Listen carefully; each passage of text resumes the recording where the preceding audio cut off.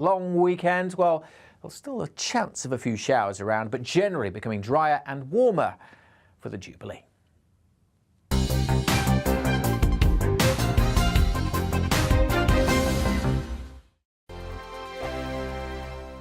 We are GB News. We're right across this great nation. On TV, on radio, on digital. Absolutely everywhere. We don't talk down to you. We embrace all voices. With honest and civilised conversation. We're not part of the establishment. We're one of you. And we're only getting started. Join us on GB News, the People's Channel. Britain's news channel. Every morning from 6 o'clock, we'll wake you up with GB News Breakfast with all the stories you didn't know from the night before. So whether it's serious news, entertainment, or your own views from all over our great nation, we're here to kick off your day with a smile. And the national media should be reflecting and reporting what's happening here. You will notice the northwestern accents.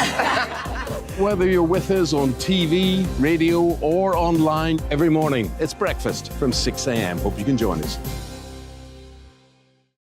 Join us for Ministry of Defence, the comedy panel show that's just like the news, in that the left fights the right and it doesn't really seem to matter who wins. We cover the big stories. It was in fact a troop of baboons and not angry vegans. I like that. And the really important stories. Fat naked cow gets stuck in swimming pool. It's a headline in a lot of local newspapers. Yeah. We're on the same team, Nick. Yeah, but I'm just helping you. Join us for Ministry of Defence, Saturday nights, 8 o'clock on GB News. I'm Dan Wootton. Join me Monday to Thursday from 9 to 11 for the feistiest and most fun news debate on TV, where free speech reigns. I'll bring you a sharp take on the day's biggest stories, bombshell newsmaker interviews, and A-list guests. And I guarantee you, no spin, no bias, no censorship, and no reason to go to bed. That's Dan Wootton tonight, Monday to Thursdays from 9 on GB News.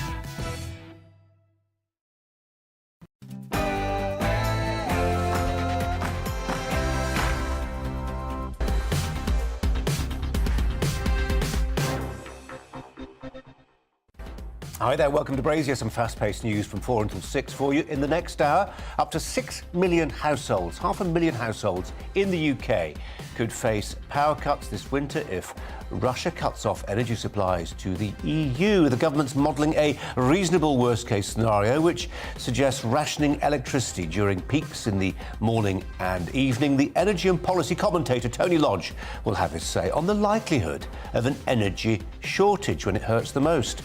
2 restorative justice hubs. What are they? They'll open in Scotland to allow victims to voice the impact a crime has had on them. To the perpetrator, the Scottish Justice Secretary says it'll put victims at the heart of the justice system. Is this sort of justice too soft on criminals? As journalist Belle Mooney calls for the government to keep their mitts off her home, we'll debate whether older people should be forced to downsize. In her column in the Daily Mail, Mooney says it's not selfish for people to want to hold on to what they've earned. And are you in a Jubilee frenzy? Is your street festooned with patriotic bunting? If so, we'd love to hear from you. Videos and pictures, please, of your Jubilee decorations, and we'll attempt to share them at the end of each show. Email gbviews@gbnews for your pictures, please. And with me for the next 2 hours, if I'm not, I don't think I'm wrong in saying, the journalist and author Ella Whelan is a Republican. Nod if that's true, Ella. It is. Oh, we'll have some fun then. First, the latest news headlines with Polly.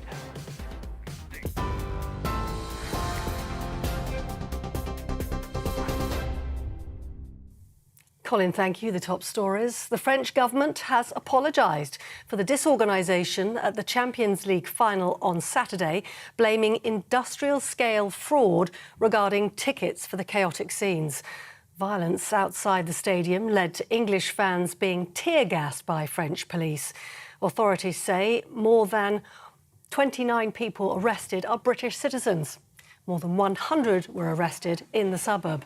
Boris Johnson has urged UEFA to launch a formal investigation into what went wrong. The French Interior Minister admitted they were unprepared for the volume of fans. We regret that a disorganisation in the admission of British supporters, contrary to that of the Spanish supporters, and we've observed that 30 to 40,000 British fans, a figure confirmed by UEFA, the Stade de France, the French Football Federation, as well as the police, found themselves in and around Stade de France either without a ticket or with a fake ticket. Here, two more Conservative MPs are calling for Boris Johnson to resign following the publication of Sue Gray's report into Partygate. Former Culture Secretary Jeremy Wright says there is real and lasting damage from the report. And MP for Carshalton and Wallington, Elliot Coburn, has handed his letter of no confidence in the Prime Minister's leadership in. Coal-fired power plants, which were due to close later this year, may need to stay open to provide backup electricity this winter.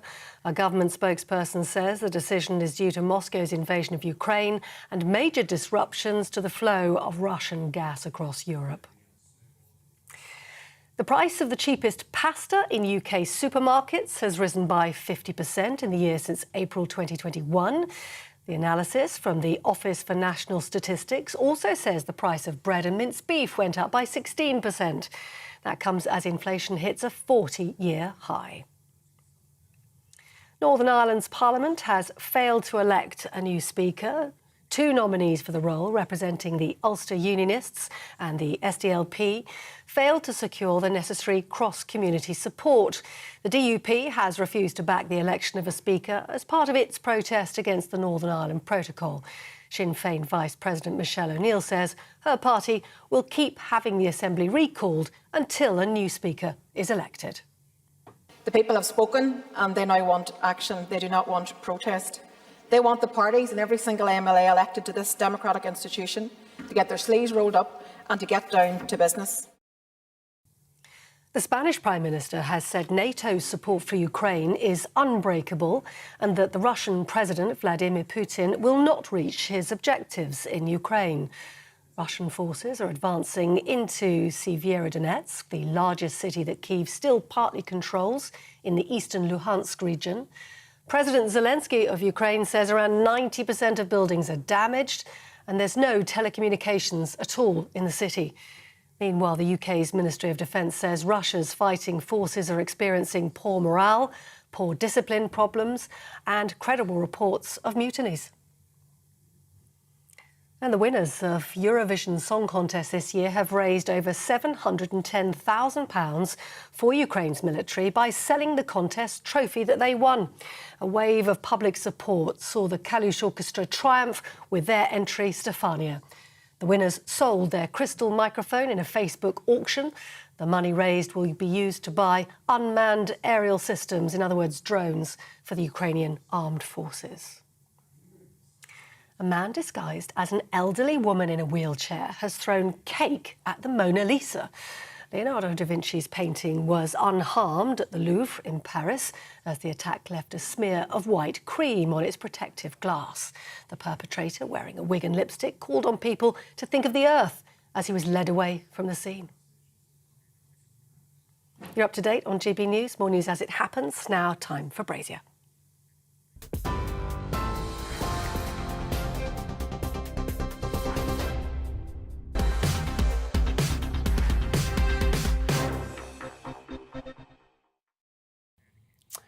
Warnings today that around 6 million households could see power cuts this winter if Russia cuts off energy supplies to the EU. Ministers are preparing, we're told, emergency plans for a, quote, reasonable worst-case scenario that includes rationing electricity during peak hours in the morning and the evening. It's as blunt as that. We're joined by Tony Lodge, an Energy and Infrastructure Research Fellow at the Centre for Policy Studies. Tony, thanks for coming to the studio. Really appreciate it. You were just explaining during the headlines there, we've got a bigger problem now with potential power cuts than we had in the 1970s. Our homes are so much more electrified than they were. That's right. So you had household heating in the 70s and the 60s and that period into the 80s where a lot of people still use solid fuels. and you could effectively heat your home independently of being on the electricity grid. Everything is now electrified, far greater than it ever was. The boiler relies on an electric brain to tell it when to come on. The kids go doolally because there's no Wi-Fi. The Wi-Fi, the whole nature of the electric home, if we want to call it that, is dependent on electricity. Now, that means that the scenario we've got at the moment, which, by the way, we predicted 10 years ago in this document with the Centre for Policy Studies, we called it the atomic clock, how the coalition is gambling with Britain's energy policy, 2012.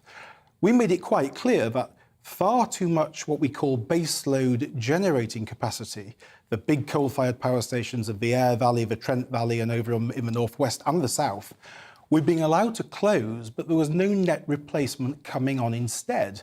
A renewable portion of weather-dependent power does not replace a coal-fired power station or an oil-fired power station. Which will always keep generating electricity even when the wind's not blowing and the sun's not shining. Absolutely, and that applies to the older nuclear power stations as well, such as the Magnox plants, which we let go. So you get to a situation where simply, if you tot up the numbers as we did in 2012, something wasn't fitting. And it didn't fit, and it isn't fitting. I fear the government's going to try and start importing more and more power from the continent. The problem with that is the continent has its own issues, and we will only get that power if we're prepared to pay high price. We really have a major problem looming. Ella Whelan. It's one of those things that I think a lot of the discussion, for obvious reasons, tends to focus around the issue of Russia and what's happening in the immediate moment. And yes, nobody planned for this, and certainly nobody, even at the start of the year, we didn't think this was on the horizon. But I think the point about, even going back to, 2012, or the fact that this has been an issue in the making for a very long time, and there's been a sort of insubstantial and even bordering on crass discussion around electricity supply, which is that whether it's electric cars or the kind of green agenda, there is this kind of idea that it will just come from nowhere, that if we, get rid of nasty coal, dirty pollutants, things that are horrible, and everything's going to run on solar power or electricity, and your electric car's going to be wonderful. And of course, no one's asking the question, where are the plants that are being built to meet this demand? Where is the long-term kind of infrastructure plans, or even the kind of ideological drive to say, this exciting thing, electricity, getting cleaner energy, great, but where from and how? And for people who, are lay people who don't understand this, what it really looks like is that this plan has been written on the back of a fag packet a number of years ago and hasn't had any thought to it, and now we're going to be asked to pay the price. And Tony Lodge, for Conservatives, the old adage about being mugged, a Conservative is a Liberal who is mugged by reality. This is the ultimate mugging on one level, isn't it? All that high principle about renewable energy, not the dash for gas, the dash for renewables.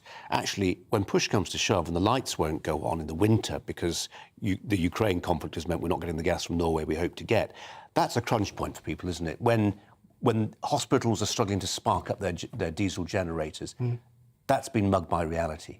It is being mugged by reality, but it's also a generation of failed ministers and failed policy.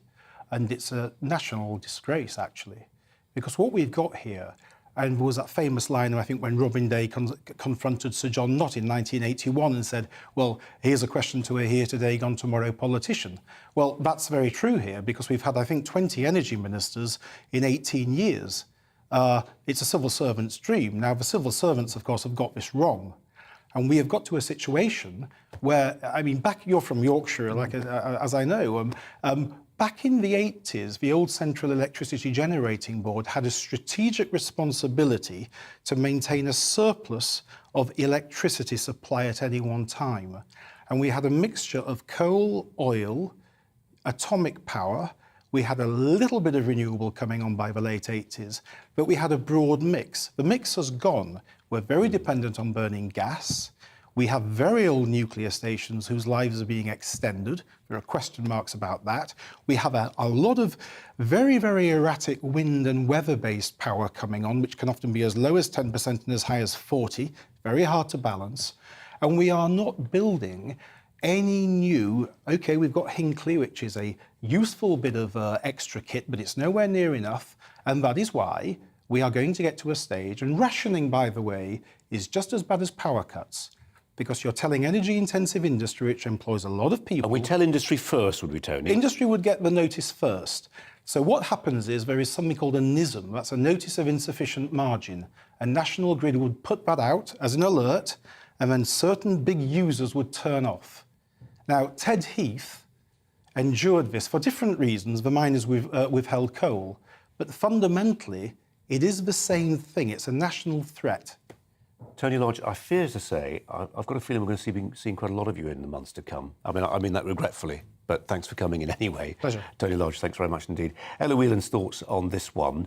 They say sometimes adversity can be the mother of invention. I mean, sometimes when people are backed into a hard place, that's when they consider things, for instance, like having a great big battery in the cellar that will store cheap electricity when it's available. I'm trying to take the other view on this. I'm afraid I'm largely with Tony. Well, I'm also with Tony, but one of the things that's, yes, adversity can be the mother of invention, but part of the problem is that the government has politically made adversity into a virtue now, and that's linked to, what I might crudely call the green agenda, which is the idea that having less, doing with less is now a good thing. We're sort of told by our ministers and people in high public office to turn off the heating and sit in a jumper because that's better for the environment. And that, if you make a virtue out of the idea of scarcity, then you get let off the hook when it comes to the idea of, really quite dire situations like rationing and things like that. And the thing is, Ella, we don't know how dire. I mean, I remember some of what Tony's describing. I remember sort of going to school and coming back from school, 1970s, and where are the street lights? I mean, extraordinary. But that was in a world which was, I don't know in the home how many fewer electronic items, electrically powered items there were. Many, many fewer. And you did have a coal fire you could use in extremis. None of that really applies anymore. No, and we've sort of lost sight of the great thing that is living in the modern world in the 21st century, which is that we have all these amenities. And it's not just fripperies like kids on Wi-Fi, although parents would say that's quite important at certain times. But, reading long into night, not being shivering in bed, not having to run from the one room with the fire up to the bedroom before your kind of feet turn to stone ice. And all those things are a virtue, and we're meant to be, as a society, making people's quality of life better and better and better as we go along. We've just lost that sense of advancement. We've lost that aspiration. Tony is completely right. We've got ministers who just don't treat this in any way seriously or in a long-term kind of vision. OK, Ella, for now, thanks very much indeed. As I say, I've got a feeling it's the story we'll be going back to. A question, is restorative justice a way to help rehabilitate criminals, or a system they can sometimes navigate, even exploit, to secure easy terms or even an early release? Restorative justice has its fans. They've secured funding for 2 pilot projects in the Scottish Borders and Edinburgh. But for victims of crime, what does it actually achieve? Lucy Jaff joins me. She's the director of Why Me? Victims for Restorative Justice. Lucy, thanks for coming in. Appreciate it. This is meant to be unconditional restorative justice. In other words, when somebody who's been convicted of a crime submits to this process, they're not meant to get anything in return. Good question. So thank you for having me on today. It's voluntary on both sides, restorative justice, so participation is completely voluntary. It's meant to be victim-focused, so people who've been victims of crime have questions. It's like, why me? Name of the charity I run. Or why my house? What did you do with my grandmother's jewels when you stole them from my side cabinet? And it's a really unique opportunity for victims to get answers to their questions. And the court system doesn't allow it, because court, even with a victim impact statement, which is every victim's right to have a victim's impact statement, it's not always read out. And even if it is, the questions aren't answered. You can ask questions in your victim's impact statement, but you don't necessarily get the answers.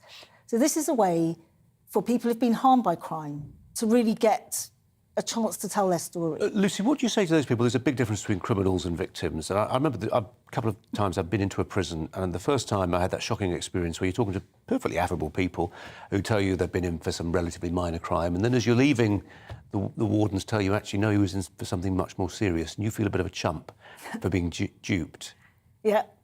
Well, I mean, that's the human nature, isn't it? But I think what I've experienced through 11 years in restorative justice is that the people who assess people to go into restorative justice take a very, very risk-averse view. And they work and they prepare. And they make sure that the motivation of the person is genuine. And they will not proceed if they feel they're going to do further harm.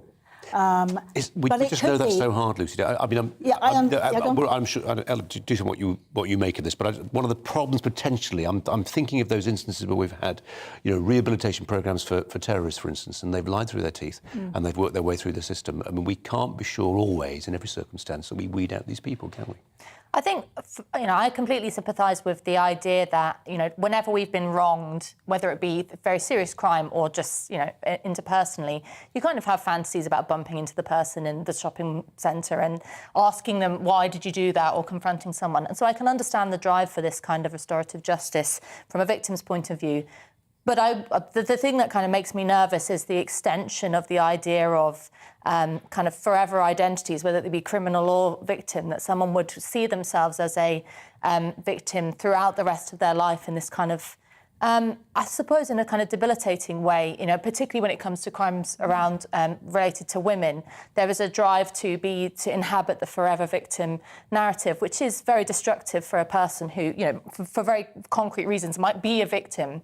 But the idea of seeing yourself then forever is, and the courts backing that up, makes me a bit itchy, I think. I've not heard that phrase before, the forever identity, forever victim. It's interesting. Lucy, we've got about 30 seconds. How do you address that question that you're boxing people up? Well, it's not a choice. I mean, people are victims forever. It's whether they have a chance to actually move out of that. And we work with people who have been stabbed, multiple times by a partner and had the chance to go and meet them and say, I'm no longer a victim, I'm a victor now, and being able to move on with their lives. So it is a really powerful process, and it should be an option. And what I think we're doing is shutting down the option for victims. We need to trust the process, trust the standards, trust the accreditation which exists in this country, and abide by the Victims Code of Practice, which is our entitlement as people if we become victims of crime.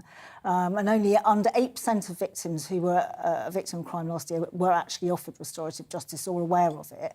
That should change. Is there a cost to it, Lucy? I mean, an actual financial cost to it? I mean, if that's actually a higher number than expected, but that won't be free. Well, under not 8%, we're offered it, not even take it up, may I say. We estimate that the cost of everybody having the option, genuinely, is £30 million a year, which is actual peanuts if you look at it, right across the board. And it reduces reoffending by up to 14%, it's shown, which really would cost the taxpayer would save the taxpayer a lot of money. Lucy, really appreciate you coming in. Thanks very much indeed. Thank you very much, Colin. Let's move on to events over the weekend. French police have been criticised for firing pepper spray and tear gas at some Liverpool fans outside the stadium before the Champions League final on Saturday in Paris. The UK's Culture Secretary, Nadine Dorries, has described the police response as, quote, deeply concerning and has urged an inquiry. This afternoon, France blamed what it says was industrial-scale ticket fraud for the chaos, a claim Ian Byrne, the Labour MP for Liverpool West Derby, doesn't agree with. He attended the match in Paris and said he hadn't witnessed such scenes since the 1989 Hillsborough disaster. He's written to the Foreign Secretary, Liz Truss, with a list of 7 demands, including a request for a formal probe and apologies aimed at UEFA and the French authorities. Let's turn to Professor Keith Still, who's a crowd risk analyst. Professor, appreciate your time. Thanks very much indeed. How did crowd dynamics work in this particular fixture? Well, what we saw was the psyche of the Liverpool fans realising the risks that they were exposed to and taking the necessary precautions, backing off. I mean, the video clips that I've seen where they're telling each other we're getting crushed at the front and they're backing away from it. Had it not been for the experience of Hillsborough, I think that could have been, a significant risk to life and limb, I think is the legal term. Absolutely terrible crowd management. So crowd dynamics is all about understanding pressures that can build up in a crowd, pinch points, bottlenecks, and just designing those out of the system so you never expose people to those risks. Purely within inanimate objects, Keith, or is it something which requires, the police and the stewards on the ground to get things right too? Well, you've got a national stadium there. They should have had well-exercised plans, should have understood the potential risk of any alleged forged tickets, large numbers of people turning up. These are not unknown factors for a national stadium. So all of these should have been brought into the crowd management plan with various contingency. But what we're seeing there is just an overwhelming force against what appears to be people just trying to go about the business and get in to see the match. Is there something in this? I mean, you know, somebody who's had the misfortune of enjoying the hospitality of the CRS in Paris before. I mean, without peddling too many national stereotypes, French riot police do not have a reputation for softly policing. Well, I remember a conference I was talking at when some French police officers were saying we have the best riot police in the world, to which I commented, you've also got the worst riots in the world. Do you see any correlation between those two? So I think there's a cause and effect here. What I'm seeing on the various video clips is the effect of an overwhelming police approach to crowd management, or rather, in their instance, crowd control. I mean, the full riot gear brought on there. It's not how it should be managed at all. Keith Still, appreciate your expertise. Thanks very much indeed. Ella Whelan is alongside me. What did you make of that? Well, it's true that I think it is an important point that the French police are known for going in heavy. We've seen them do that with Gilets jaunes, their own citizens, Gilets jaunes protesters over the last few years, and indeed even some of the protests around the recent election. There was a lot of very heavy kind of mishandling and manhandling of citizens. And it's also important to note that this is a football match, which is that lots of people go into things like Glastonbury or other European festivals with fake tickets, and this doesn't happen. There's a particular prejudice around that I think informs the way in which football fans are policed. There's just a whole mess of what happened over the weekend. A colleague of mine was in Paris and was telling me all about it, about how you had kind of a lack of training among some of the staff who just weren't able to deal with what is the normal thing that happens at these big matches. Lots of people in one place, lots of people shouting. OK, there were some fans who were behaving badly with fake tickets and things like that. But there was also, as your guest speaker just said, a mishandling of the way in which, even from the point of the metro stations, people were queuing for hours and the match was held up. So you just, there is a question for, other nations who will be holding these type of events of how to deal with it. And, it's not just a unique thing to France. But it also will say something to French citizens who, it's a question for Macron and the way in which he handles this, which is, what are your police officers doing? Why are you spraying tear gas into the face of teenagers? Ella, as the professor said, it's their national stadium. Mm-hmm. This isn't some third league, third-tier stadium in the boonies. It's their national stadium. And it isn't just an event that some kind of 20-year-old with no experience cooked up over a weekend. I mean, this has been in, or should at least have been, in the planning for months and months. And look what a terrible mess it was. Ella, thanks very much indeed. Coming up, we're going to look ahead to a week of events and celebrations for the Queen's Platinum Jubilee. The royal commentator and biographer, Angela Levin, will join me. Back in a tick.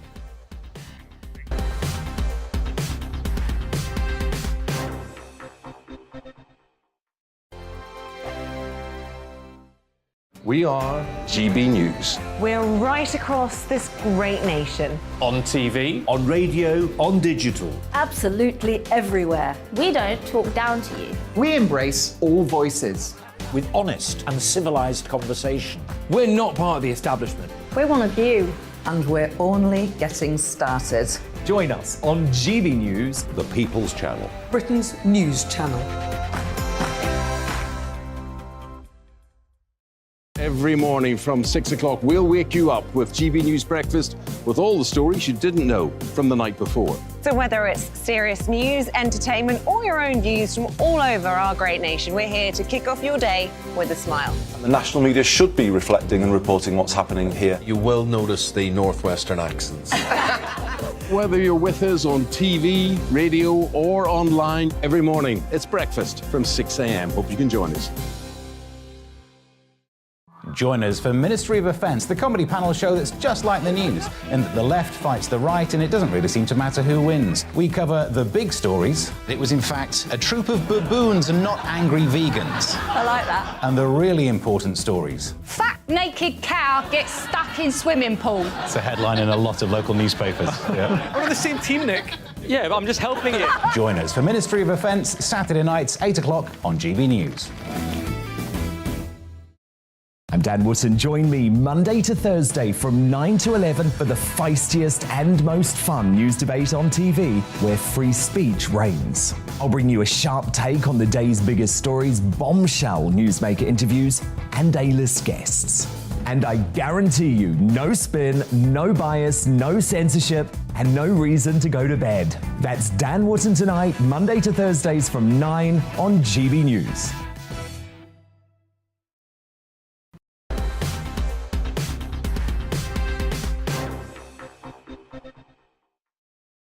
Now, as the UK prepares to celebrate the Queen's Platinum Jubilee, street party organisers are putting up bunting, sending invitations to neighbours. The Queen's 70-year reign will be marked over a 4-day-long bank holiday, which, as you know, begins on Thursday.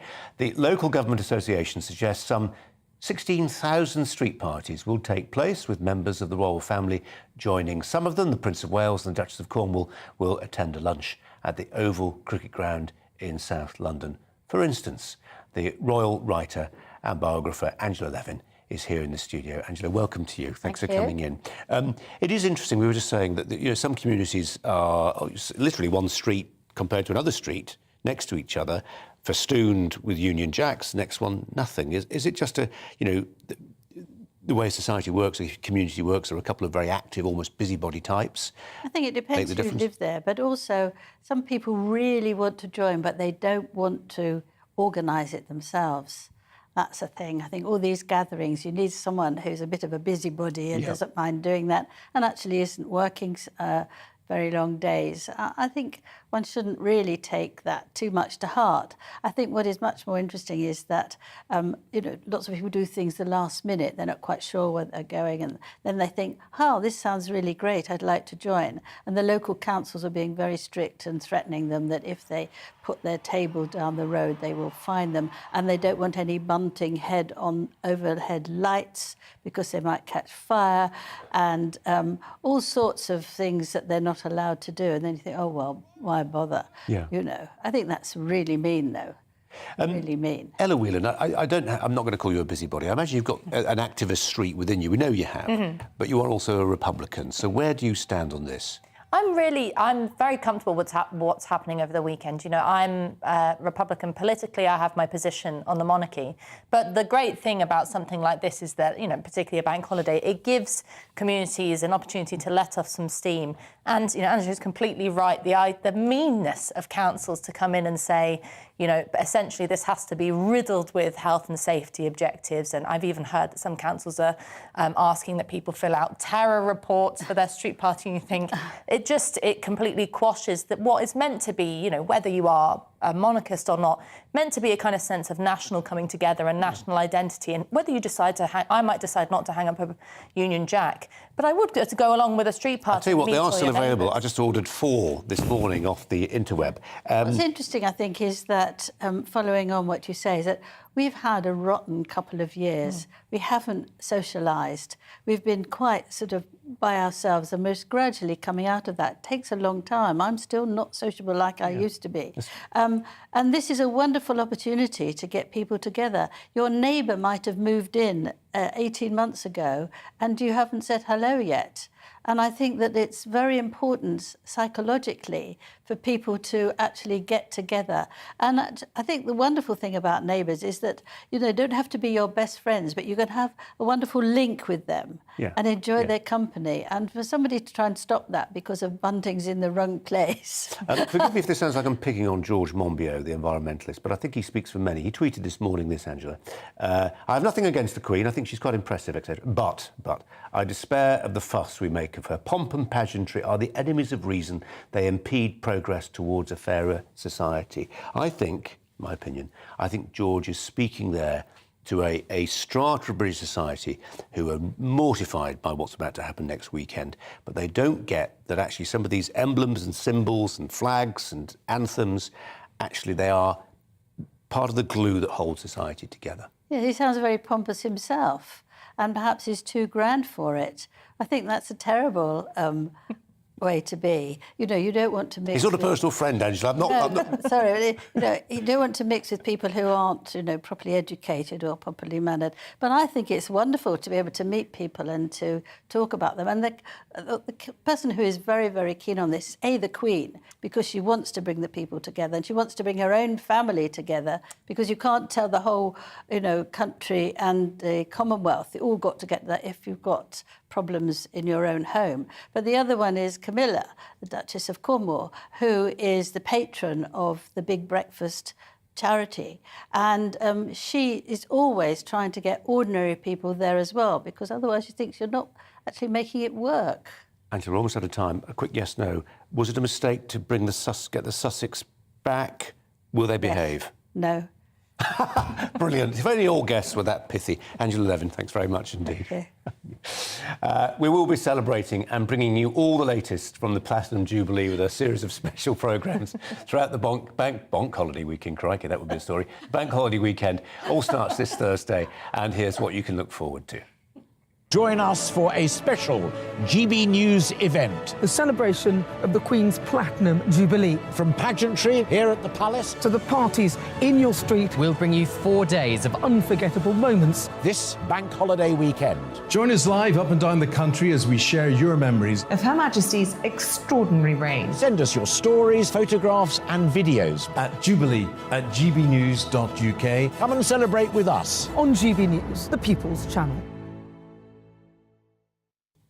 Coming up in today's Brazier Angle, we'll look ahead to the Platinum Jubilee celebrations, also debating a big topic of the day. The journalist Belle Mooney calls for the government to keep their mitts off her home. In her column in the Daily Mail, she looks at possible government plans to encourage older people to downsize.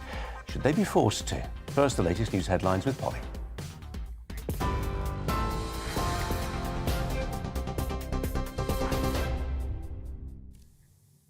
The top stories this hour. The French government has apologised for the disorganisation at the Champions League final on Saturday, blaming fake tickets for the chaotic scenes. Skirmishes outside the stadium led to English fans being pepper-sprayed and even tear-gassed by French police. The authorities say more than half of the 29 people arrested were British citizens. Boris Johnson has urged UEFA to launch a formal investigation into what went wrong. Two more Conservative MPs are calling for Boris Johnson to resign following the publication of Sue Gray's report into Partygate. The former Culture Minister Jeremy Wright says there's real and lasting damage in the report. And MP for Carshalton and Wallington, Elliot Colburn, has handed in his letter of no confidence in the Prime Minister's leadership. LA Dodgers co-owners Todd Boehly and Clearlake Capital Consortium have completed their purchase of Chelsea Football Club. In a statement posted on Twitter, the club said Roman Abramovich had asked for all the proceeds of the sale to be donated to charity. Mr. Abramovich was sanctioned by the British government in March for his connections to the Russian President Vladimir Putin. Coal-fired power stations, which were due to close later this year, may need to stay open to provide backup electricity across the UK this winter. A government spokesperson says the decision is due to Moscow's invasion of Ukraine and major disruptions to the flow of Russian gas. The Times newspaper reports as many as 6 million households could face power cuts if President Putin cuts off more supplies to the EU. And Northern Ireland's Parliament has failed to elect a new Speaker. Two nominees for the role, representing the Ulster Unionists and the SDLP, failed to secure the necessary cross-community support. The DUP has refused to back the election of a Speaker as part of its protests against the Northern Ireland Protocol. You're up to date on TV, online and on your radio via DAB+. Brazier will be back in just a moment.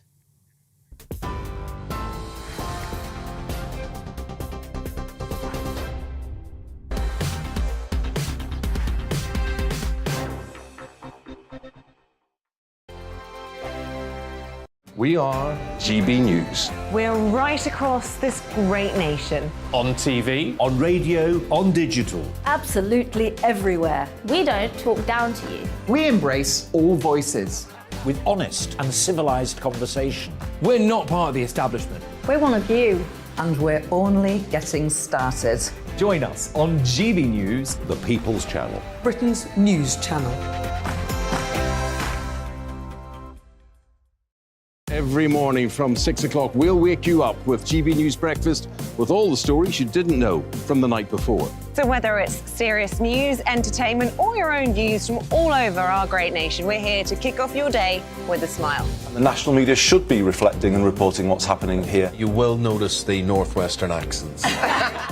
Whether you're with us on TV, radio, or online, every morning, it's breakfast from 6 a.m. Hope you can join us. Join us for Ministry of Offence, the comedy panel show that's just like the news, in that the left fights the right and it doesn't really seem to matter who wins. We cover the big stories. It was in fact a troop of baboons and not angry vegans. I like that. And the really important stories. Fat naked cow gets stuck in swimming pool. It's a headline in a lot of local newspapers. Yeah. We're on the same team, Nick. Yeah, but I'm just helping you. Join us for Ministry of Offence, Saturday nights, 8 o'clock on GB News. I'm Dan Wootton. Join me Monday to Thursday from 9 to 11 for the feistiest and most fun news debate on TV, where free speech reigns. I'll bring you a sharp take on the day's biggest stories, bombshell newsmaker interviews, and A-list guests. And I guarantee you, no spin, no bias, no censorship, and no reason to go to bed. That's Dan Wootton tonight, Monday to Thursdays from 9 on GB News.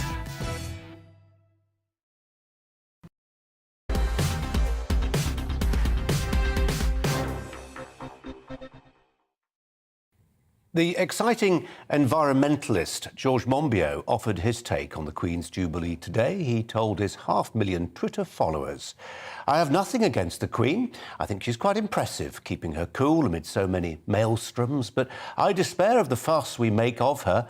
Pomp and pageantry are the enemies of reason. They impede progress towards a fairer society." Do you despair of the fuss we make about our Queen? Despair is quite a strong word, isn't it? The dictionary defines it as the complete loss of hope. A Ukrainian, the Donbass, for instance, might feel despair right now, but not a man whose life can be hardly described as a struggle. I'm afraid George Monbiot is sounding like another one of those posh boys who can't understand why the plebs hang on to outdated ideas like patriotism. He talks about a fairer society. Always easier for folk like George, who went to one of the best boarding schools in the land, followed by a degree at Brasenose College, Oxford, where else, and a job at the BBC, to talk of a fairer society. I think what they really mean by a fairer society is one where people like them get to decide what should and shouldn't be venerated. So George says he hates pomp and pageantry because they're the enemies of reason. Might it be that what he's really saying, but he's too well brought up to admit, is that he finds it all a bit embarrassing? Might it be that pomp and pageantry, far from being the enemies of reason and a fairer society, are part of the glue which holds that society together? Those people George Monbiot inadvertently mocks for making a fuss, think about who they are, just for a second. Who are the people, when push comes to shove, we entrust to keep our families safe? Soldiers and police officers don't take a sacred oath to protect George Monbiot's abstract vision of a fairer society. They swear to serve the Queen. And this is the bit that folk like George Monbiot, in their gilded worlds, seemingly misunderstand. Generally speaking, people aren't prepared to lay down their lives for an idea. Yes, freedom or democracy or a fairer society are worth struggling for, but most of us, particularly those willing to fight and die on your behalf, George, need an idea to take physical form, which is why people like him seem to be baffled, genuinely baffled, by what they see as an irrational attachment to meaningless symbols, an anthem, a flag, a crown, a queen. But George Monbiot appears to miss something else. That pomp and pageantry he holds in scant regard. They help explain our long history. Think of the biggest act of British pageantry of all. Think of that picture of the most recent coronation with the Queen wearing wearing a crown and holding a golden sceptre and orb. For people who want to abolish the monarchy, they're just pointless trinkets, so much superstitious mumbo-jumbo to keep the proletarians in awe. But for people who value and treasure their island story, there's more to it. For instance, the golden orb the Queen holds in that picture of the coronation, the famous one, symbolises the whole world. It has a cross on top of it, reminding us that Britain has been a Christian country for 1,500 years. It's worth remembering, as ceremonial objects are meant to, that the orb tells another story too. It was created on the orders of Charles II. He was the monarch restored to the throne after our bloody flirtation with republicanism in the mid-1600s. Oliver Cromwell's Commonwealth, like George Monbiot's Fairer Society, was meant to create a Britain with more reason and less fuss. In reality, the society we got was utopian, unworkable, and joyless. Christmas, for instance, was banned. Eventually, people rose up and said they wanted their royals back. It's a lesson intellectuals would do well to heed. They won't, of course. This weekend, they'll mock the bunting and the flags and the singing, even as they take for granted the stability which patriotism makes possible.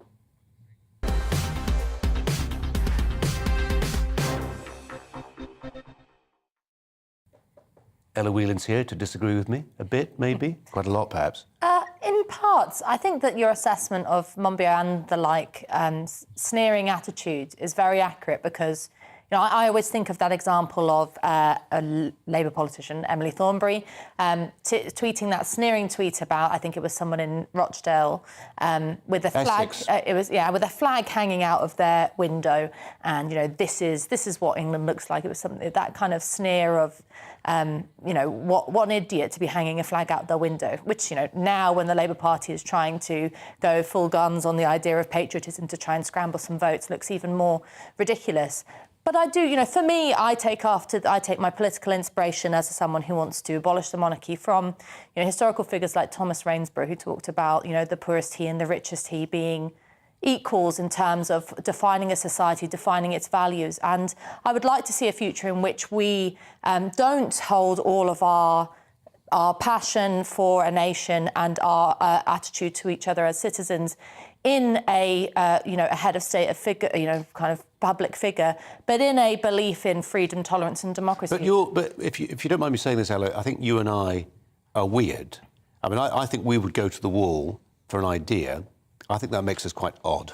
Mm-hmm. But then I think that trend was bucked with Brexit, and I think this is a really important point to remember for a lot of people, that in 2016, that kind of weird moment where lots of people who were previously non-political suddenly got up and said, hang on, this thing, democracy, that all of you lot keep disparaging or talking about in the abstract, we actually care quite deeply about. And for someone like me, I thought, this is it, right? The House of Lords is next and the monarchy is next. Let's go, you know, let's build on this momentum. It may have been abstract, but things within it were tangible, whether it was a pint glass or whether it was a blue passport. The tangible stuff still mattered. The symbols still mattered. I'm not in the business of doing down that kind of thing. But, you know, when you hear, you know, Boris Johnson this week talking about imperial measurements as some kind of big Brexit win, I have no problem with imperial measurements. That I think it cheapens what really was a sense of genuine revolutionary moment in society in British history, which doesn't come about very often in our history, which was a sense of that the every man and woman, the ordinary person, as they're sort of slightly disparagingly called, would have a sense of their political worth and a desire to define what society looks and feels and smells like, as much as the Prime Minister or the Queen. And I think that kind of, not just egalitarian, but that kind of revolutionary political spirit is something I'm far more attracted to than I am the concept of the royals. But I really just, I'm completely on board with you in terms of the sneering attitude to patriotism, because really what it's masking is a kind of desire to paint all, most often than not, working class people as just like headless chickens who like the pomp and whatever. And that's doing, you know, George Monbiot has obviously never met a normal, ordinary working class person, clearly, or he wouldn't think that. He probably has, but we know what you mean. Ella, thanks very much indeed. It's time for our debate this hour. Today's Daily Mail, the journalist Belle Mooney calls to the government to, quote, keep their mitts off her home. She's pictured in front of it. It's quite a grand one, isn't it? She's frustrated by possible government plans to encourage older people to downsize. Under proposals currently being considered by ministers, it's reported pensioners who do so could benefit, for instance, from stamp duty cuts to free up properties for younger people. We're asking, should older people be encouraged to downsize their homes. How might that, what form might that encouragement take? We're joined by the journalist Sam Ashworth-Hayes, who's coming to the studio, for which thanks to you, Sam, and the former Minister of State for Pensions, Baroness Ros Altman. Baroness, we'll start with you if we may. Belle Mooney's piece, slightly tongue-in-cheek in parts, but the essential point that she makes is that she feels that people are missing the point. If you're an older person with a big house, it serves lots of different purposes, including, for instance, when your kids' relationships sunder and they need somewhere to live, or grandchildren visit. Yeah, I mean, listen, that's absolutely right. And for a lot of people, the family home is much more than just bricks and mortar and somewhere to live. It's kind of part of the family. But some people will feel that way and some people won't. And I think what is important is that we are aware of the needs of people who may want to find somewhere smaller to live, cheaper, easier to maintain. But we're not building the kind of homes that older people would aspire to downsize to and think are lovely. You know, they don't want to go to a poky little flat or a premises that maybe are suitable for a young couple just starting out, rather than for, you know, grandparents who want to have their grandchildren staying with them, and why shouldn't they? So I think, for me, the messaging has come over in a way that is really very unwise. It shouldn't be about telling people you shouldn't be living in a house of any certain size. It's none of the government or anyone else's business. What you want, where you want to live, that's up to you. But I think there is a need in society for younger couples to be able to find housing that suits them when they need larger houses too. But Sam, in a society where, you know, the government will not let housing development rip, and therefore we've got a limited amount of land that we can build homes on, and therefore a limited housing stock, it behoves us to use that stock efficiently, doesn't it? Well, I mean, this is exactly the point. What we're talking about here is a extremely second-order attempt to try and fix a really broken market. The Baroness was mentioning that these might not be the sort of houses people want to downsize into, and I thought it was really interesting, this implicit assumption that a young family starting out might need less space than an older couple. Surely that young family is going to want to have children at some point. But if we aren't willing to build these larger houses, then we need to find a way of allocating them more effectively. I would note that actually it's not land use itself that's a constraint, it's a density which you're allowed to build at, and something like street votes would be an excellent way of improving this. Sorry, Sam, street what? Street votes. So this is a fantastic idea from Ben Southwood. I think he was at Policy Exchange and he wrote it together, but it's this idea that you'd be able to democratically vote on a local area about the density of your local developments and thereby increase the level of housing.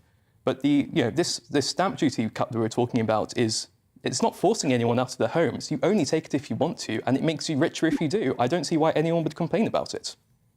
Well, I agree with that. I agree. As long as people are left to decide what to do for themselves, rather than feeling that society is telling them, you must not live in a house that's a particular size. You know, you're one couple and you've got 3 bedrooms. Now, come on, this is not fair. I'm sorry, but at the end of your life, if you've built that up, you've had your family, but you've still got grandchildren who might want to come and children who want to come back and stay with you, then it's not up to society or the government to don't deserve that house, or you should get out of the way for someone else. That, for me, is overreach. So, Sam, what we don't want is more intergenerational strife, do we? I mean, there must be more elegant ways of doing this. I mean, there is a mindset you find in some retirees, which is actually, I don't want to go and hole up somewhere near the coast or in some bucolic picture postcard setting. I want to go back to the city. We should encourage that. So I don't think this is encouraging intergenerational strife. It's saying that if you happen to take this certain option which is open to you, you'll get a massive benefit in the form of a tax cut. It's explicitly a giveaway. It's not like a bedroom tax forcing people out of their homes. But what I would say is that many of these old people are unfortunately the same people who have voted time and time again against development of their local constituencies. This is your core NIMBY demographic. And unless we're actually willing to liberalise the planning regime and let people build the sort of houses they need in the sort of places they need them, then we're going to be constantly playing these stupid games where we try and find ways of allocating an ever smaller stock relative to the population in ever more sort of bizarre ways.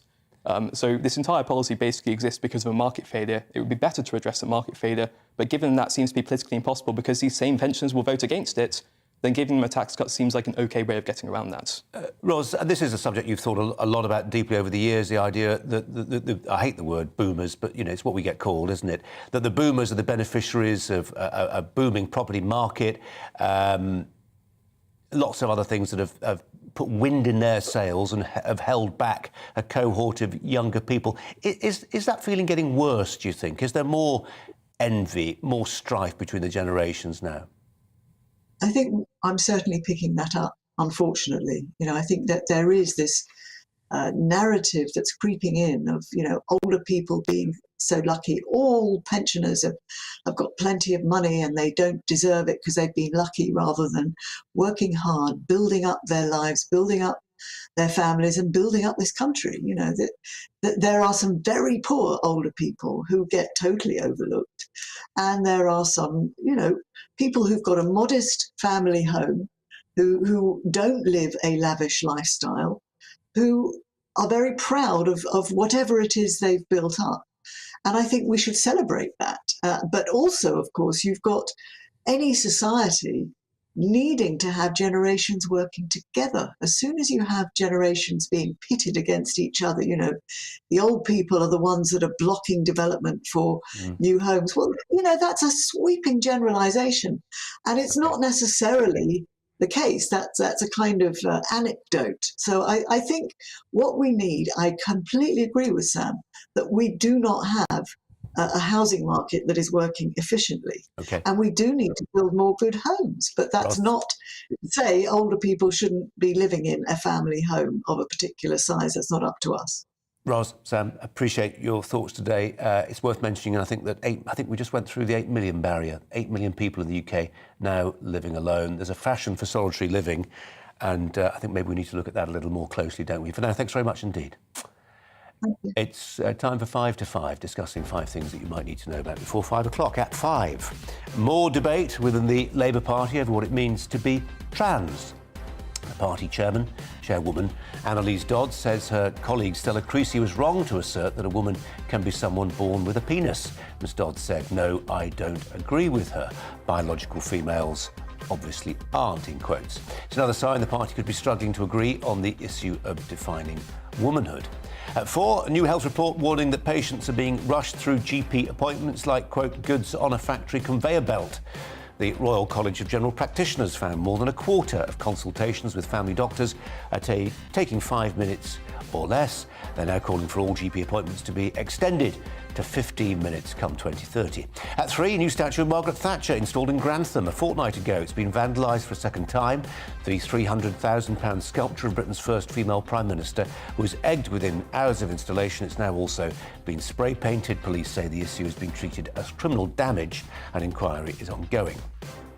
At 2, some councils in the UK, as we discussed earlier, being branded killjoys by residents after they've issued a series of warnings and suggestions to anyone throwing a Jubilee street party without a licence. Local authorities say 16,000 official applications have been approved, but they've advised against unauthorised celebrations. One council warned against putting bunting up in streets between electrical poles, as it could cause damage to dust carts, light poles and vehicles. At 1, more than 400 people in a Welsh town celebrating after winning a share of £3.7 million on the People's Postcode Lottery. 9 neighbours from Penydre took home the biggest portion of the prize after their postcode was named the big winner. They take home £185,000. Those are 5 things you might want to know before 5 o'clock this afternoon. Ella Whelan, just briefly to reflect on the story there which caught your ear. Was there one? It had to be the Labour Party one, perhaps as a bit of a bugbear of mine. But it is just remarkable to watch, I think, to watch politicians go out on their own on this, because quite clearly Stella Creasy's interview was a way of trying to curry favour with a certain section of trans activists, making remarks that most people would think are just out of this world ridiculous, you know, the idea that female penises can exist.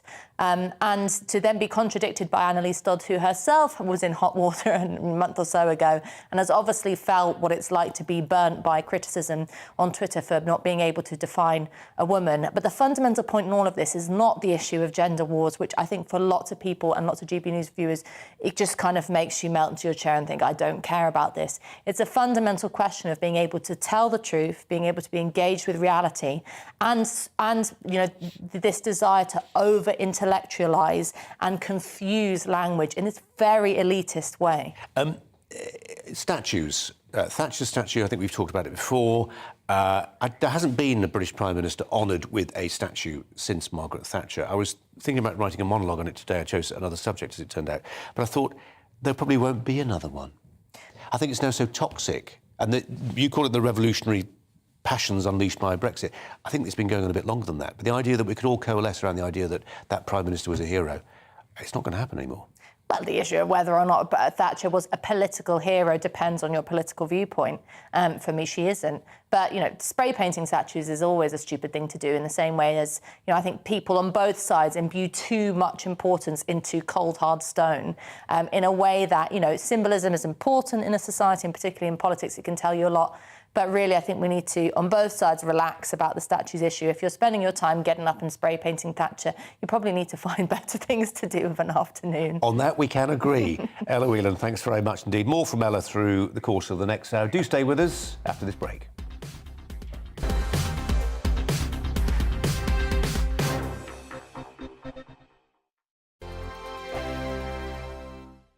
We are GB News. We're right across this great nation. On TV, On radio, on digital. Absolutely everywhere. We don't talk down to you. We embrace all voices.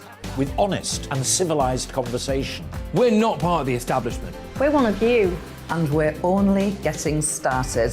Join us on GB News, The People's Channel. Britain's news channel. Every morning from 6 o'clock, we'll wake you up with GB News Breakfast with all the stories you didn't know from the night before. So whether it's serious news, entertainment, or your own views from all over our great nation, we're here to kick off your day with a smile. The national media should be reflecting and reporting what's happening here. You will notice the northwestern accents. Whether you're with us on TV, radio, or online, every morning, it's breakfast from 6 a.m. Hope you can join us. Join us for Ministry of Offence, the comedy panel show that's just like the news, in that the left fights the right and it doesn't really seem to matter who wins. We cover the big stories. It was in fact a troop of baboons and not angry vegans. I like that. And the really important stories. Fat naked cow gets stuck in swimming pool. It's a headline in a lot of local newspapers. Yeah. We're on the same team, Nick. Yeah, but I'm just helping you. Join us for Ministry of Offence, Saturday nights, 8 o'clock on GB News. I'm Dan Wootton. Join me Monday to Thursday from 9 to 11 for the feistiest and most fun news debate on TV, where free speech reigns. I'll bring you a sharp take on the day's biggest stories, bombshell newsmaker interviews, and A-list guests. And I guarantee you, no spin, no bias, no censorship, and no reason to go to bed. That's Dan Wootton tonight, Monday to Thursdays from 9 on GB News.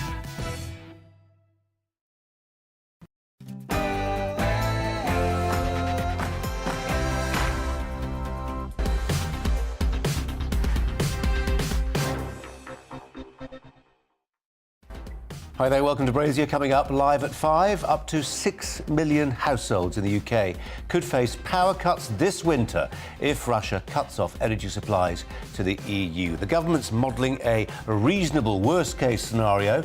It suggests rationing electricity during peaks in the morning and evening. We'll have more with the energy commentator, Jamie Delargy, in a few moments. Also, 2 restorative justice hubs will open in Scotland, in theory to allow victims to voice the impact a crime has had on them with the perpetrator. But while they make campaigners feel warm and fuzzy, does it actually mean a way for inmates to game the system and secure early release? The thoughts of former Scotland Yard detective Peter Blexley. And they may look cute and cuddly. A new report suggests cats are killing up to 270 million animals every year. They're calling it an ecological disaster. We'll be joined by one of the researchers to find out why. Meow. We also want to hear from you. Is your street in a Jubilee frenzy? Is it festooned with patriotic bunting? If so, we'd love to hear from you. Videos and pictures, please, of your Jubilee decorations. We'll attempt to share them come the end of the show. Email gbviews@GB News. With me through the next 2 hours, the journalist and author Ella Whelan. Cat lover or no? Yes or no? Big cat lover. There you go. First, the latest news headlines with Polly.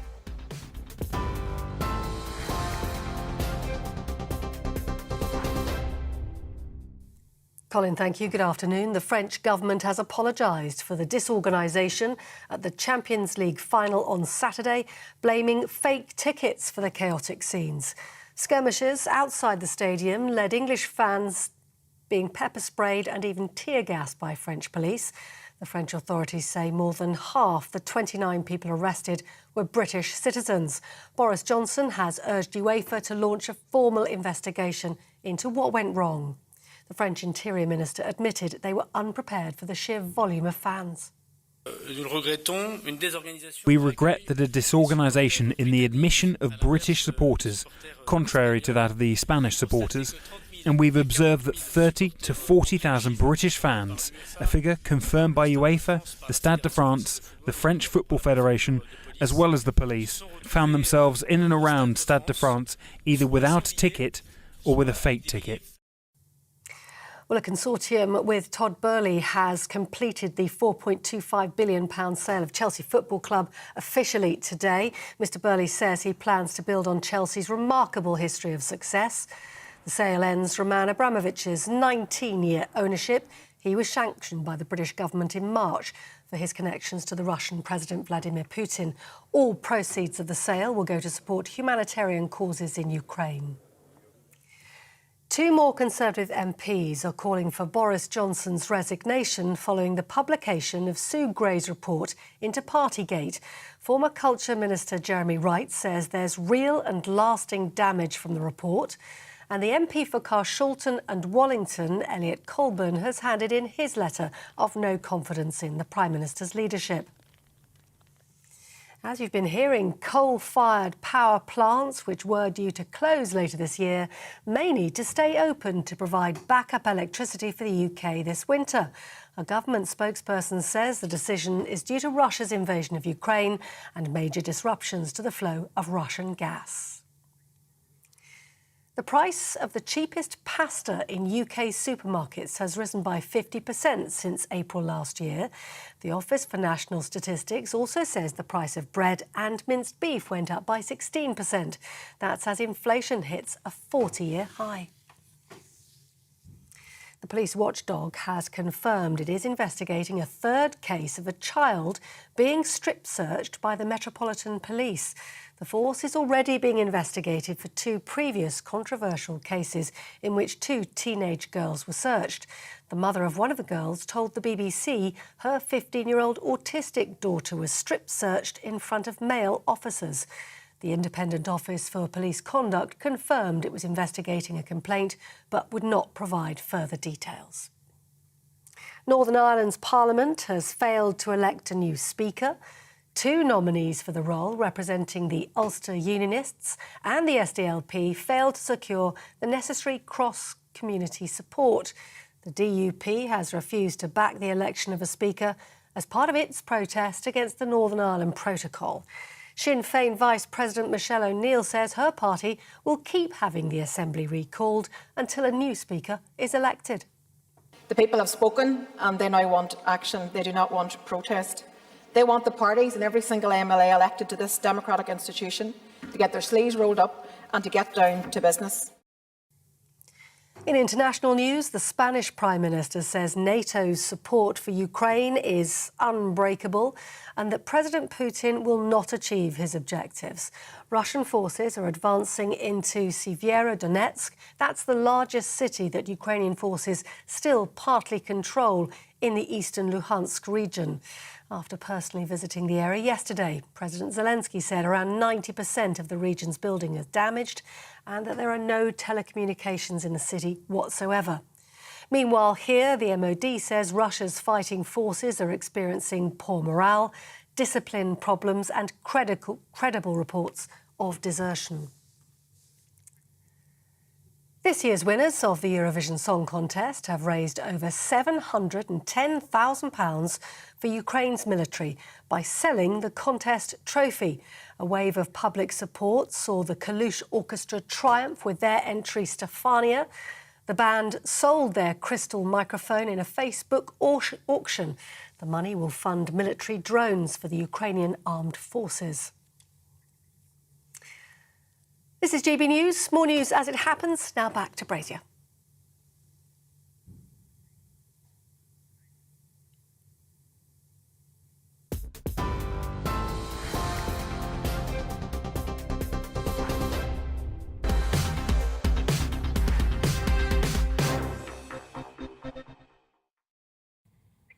Let me just explain with Ella Whelan, who's alongside me, those pictures you just saw, the Mona Lisa. Yes. Apparently has been attacked with a cake. Yes, it's details are sort of still forthcoming, but there's a protester seems to have attacked the Mona Lisa, not with a knife or slashing it as protesters had done in the past, but with some baked goods, which have been wiped off. But we're not too clear as to why. It might be something related to... Not too clear as to why the pictures ran there, but anyway, we thought we'd talk about them. Well done, us. Let's get to our main story then. Ministers are preparing an emergency plan this winter after warnings up to 6 million households could see power cuts if Russia cuts off energy supplies to the EU. The reasonable worst-case scenario could include rationing electricity during peak hours in the morning and the evening. We're joined by the energy commentator, Jamie Delargy. Jamie, welcome to you. A prudent government has to make sure that it has scenarios mapped out for how it will deal with a crisis. And goodness me, power cuts, a shortage of power, say gas from Norway, would amount to a crisis. How likely, though, do you think, are power cuts for industry and for domestic dwellings? I think it's pretty unlikely. It's not impossible, Colin.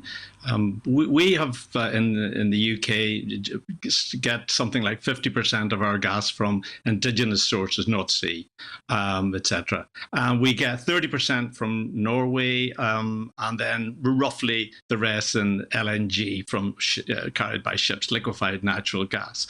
Of that LNG, a tiny proportion has been supplied by Russia. So on the face of it, there shouldn't be a problem. The real risk is, of course, that Norway is in a sense required to share the gas that it would be supplying to us with Europe should Putin order the gas taps to be turned off. So that is a possibility, and it could happen. But on the face of it, we should be okay. Gas is a critical generator of electricity. I mean, just last January, 40% roughly of the electricity that was consumed in GB. We have a different system here in Northern Ireland and Ireland generally, but 40% came from gas-fired power stations. So in a sense, we are vulnerable. You couldn't dismiss it. And if we want to discuss how we got to this situation, I'm more than happy to do, because this was something that could have been avoided. Absolutely will do. I mean, I'm just mindful in a sense that when we think of, this is the state looking at energy supplies being rationed. In a sense, right now, we're all used to the idea of rationing decisions and rationing being done by price.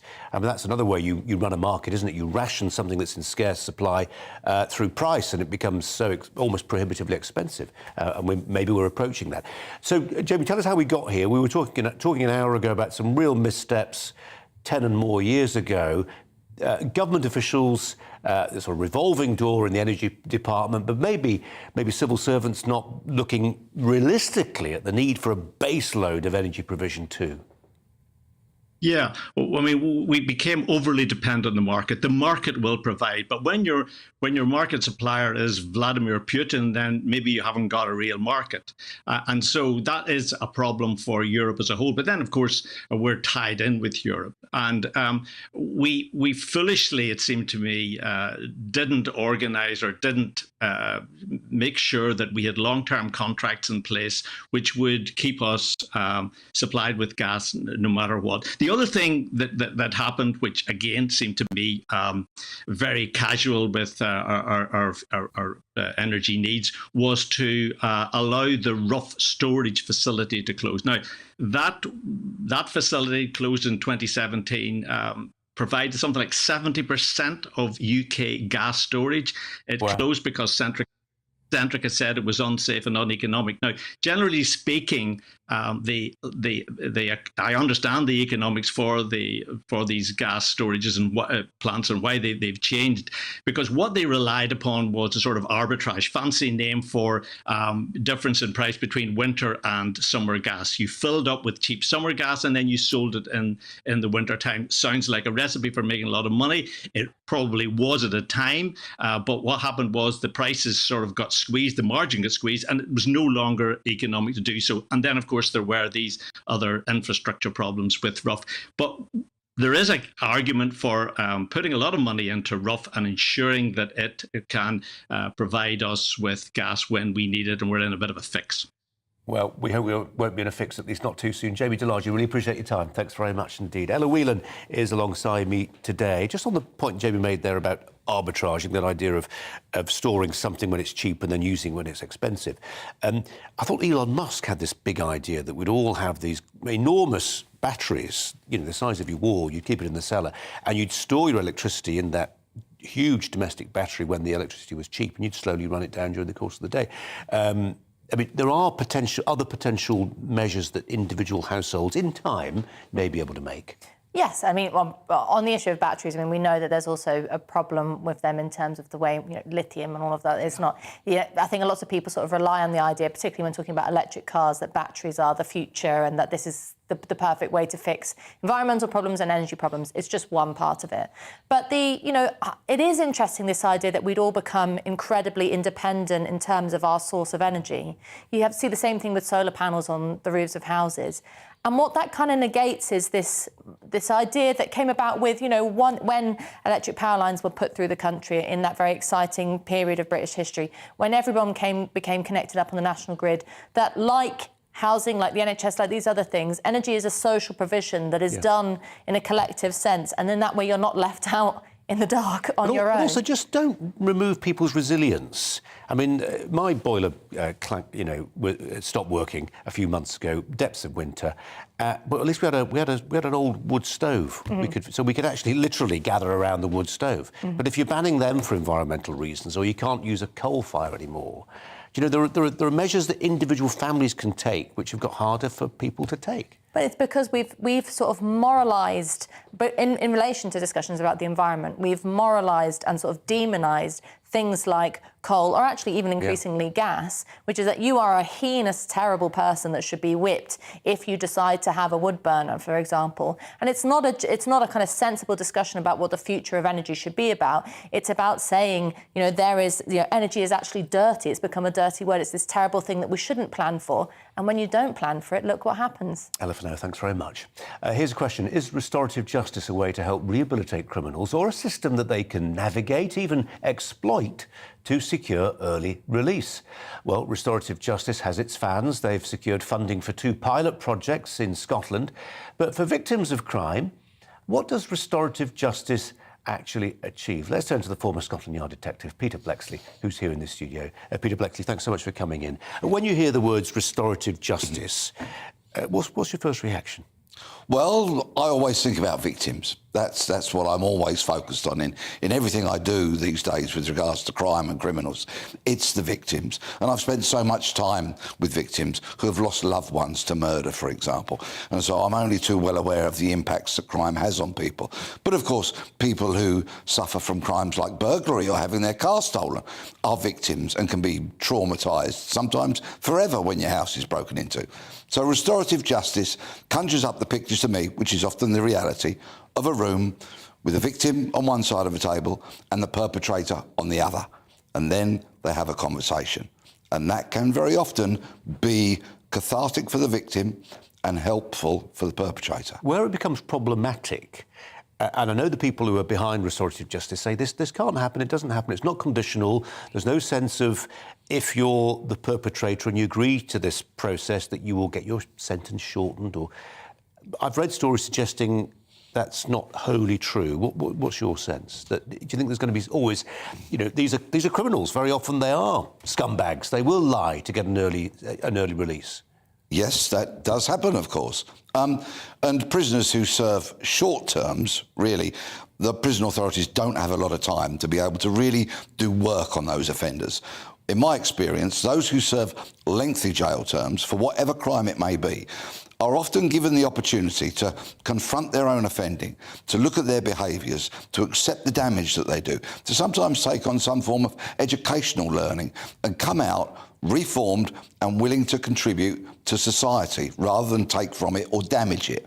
If restorative justice in a fully functioning criminal justice system has a place whereby those who want to accept and confront their wrongdoing and in some way go towards repairing the damage that they've caused, and the victim agrees with that and supports that, then I see no reason why that shouldn't go in front of a parole board, for example, when they are considering whether to release a prisoner or not.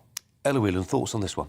Well, you know, the idea of rehabilitation, I think, is something that we've kind of Who's not in favour of rehabilitation? But we're moving towards giving up on it, I think, because in many ways we sort of see this idea as, when we were talking about this earlier, I used the term forever identity. It's this idea that, you know, as much as when you become a victim, this idea that it would become your identity forevermore. Of course, you know, if you've had your house burgled, it's completely understandable that you might flinch when you hear keys in the door that you don't recognise. I'm not trying to be stupid here, but in the same way that you kind of, it changes you forever in this I think very debilitating way. Or the idea that we're seeing increasingly with some law changes recently, that a criminal would be on a register forever, that it would be no chance of ever changing your stars, you know, that kind of romantic, but I think genuine aspirational sense that people can reform and become better people.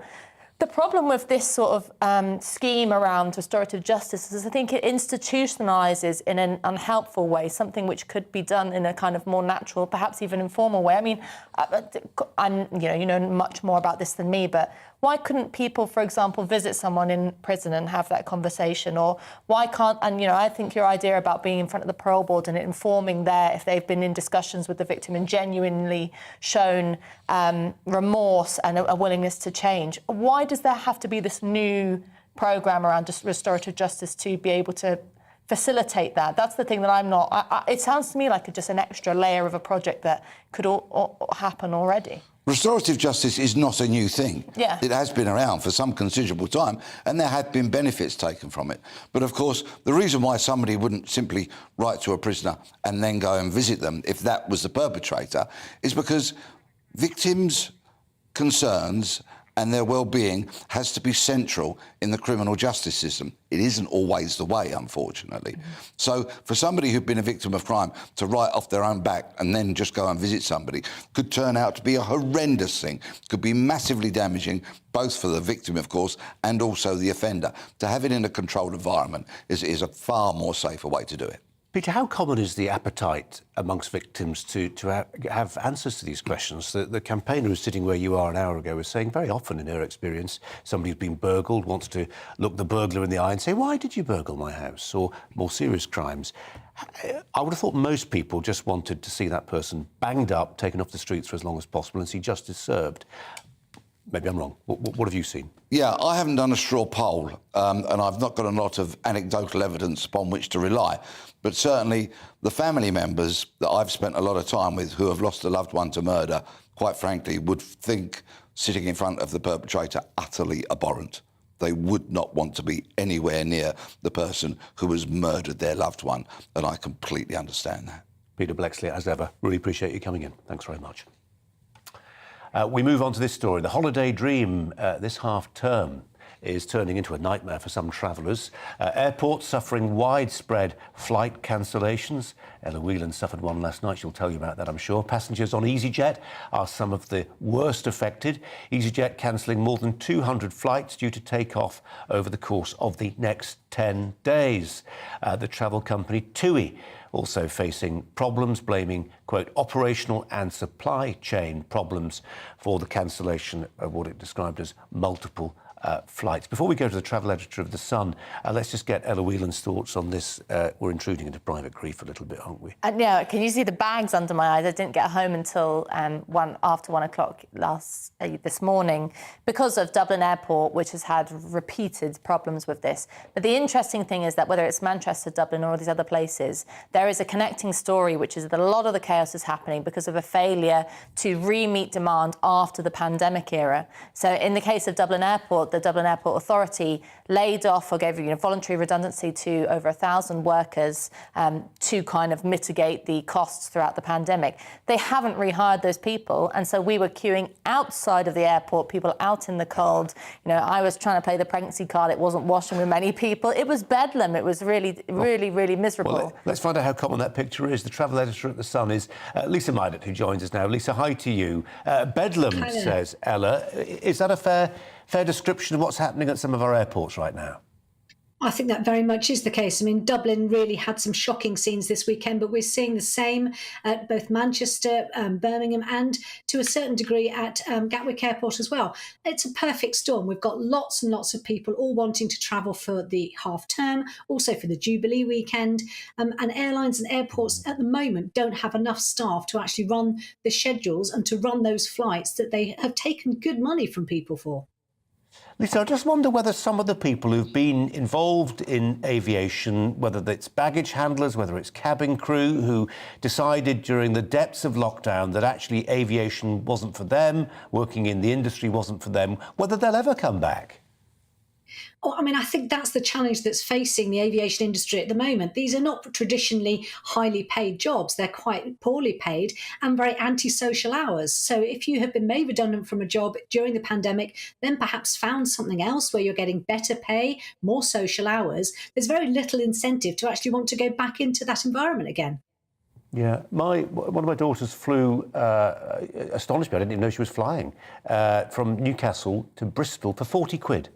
At the weekend, 40 quid. I know that's not representative of flights across the board, but it is a reminder actually that some of the lowly paid workers that you're talking about are shoring up that system, aren't they? Yes, you can fly to Bristol from Newcastle for 40 quid for return, but there's a pinch point somewhere. Well, that's right. I mean, and we've already noticed, we know the fact that the airlines, airports have lost billions over the last 2 years. And we've had these, historically really low prices for flights as they were trying to encourage people back onto planes, encourage people after the pandemic to start travelling again.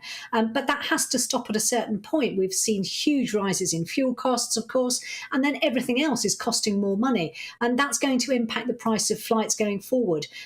You're very lucky if you can pick up a flight that's as cheap as your daughter's flight. I think more people are going to find that flights are actually going to be far more expensive. And that's the tragedy for people who've had these flights cancelled in the last few days, in that, the flights that they're now looking to try to book to salvage the holidays or the trips they were taking are now, completely different price range altogether and unaffordable for many people. Lisa, should we just name the guilty parties? Is there an airport or an airline you'd really avoid this weekend? Well, I mean, I think what we can say is that EasyJet has at least announced in advance, even though it's not, that long in advance, they have announced in advance which flights are going to be cancelled. We have had the same with BA. BA have been cancelling up to 100 flights a day, but people have been giving lots of notice for that. I think really it's across the board we're seeing airlines that really are struggling. Particularly, we are seeing, unfortunately, time and again, it is the likes of BA and EasyJet, but that's understandable because they are amongst the largest airlines operating in the UK. Lisa Minott is the travel editor at The Sun. Lisa, appreciate your time. Thanks very much indeed for it. Ella Whelan here, just to reflect on that story. We do enjoy, relative to, say, 25 years ago, cheap flights on a scale we could never have dreamed of. I mean, the proportion of your wealth that now you need to spend on a flight is far less than it was. Which is a wonderful thing. I don't think that gets said enough. The idea that families like mine who couldn't, afford big holidays can now jump on a flight to Alicante or, we go to Dublin, we're not very adventurous, but, that kind of freedom and that aspirational idea of seeing the world, of experiencing the world is a wonderful thing. But, I had the exact same experience in Dublin 2 months ago. This is a problem that airlines and airports really seem to be unwilling to fix. Yeah, you were more pregnant this time and it still didn't work. No, it didn't. I was shoving my bump in people's faces and they were saying, get in the queue. It really didn't work. There you go. Coming up after the break, France has hit out at what it says was industrial-scale ticket fraud at Saturday's Champions League final after a row over the game's policing. We'll be live in Paris to speak to David Chazan. Back in a moment.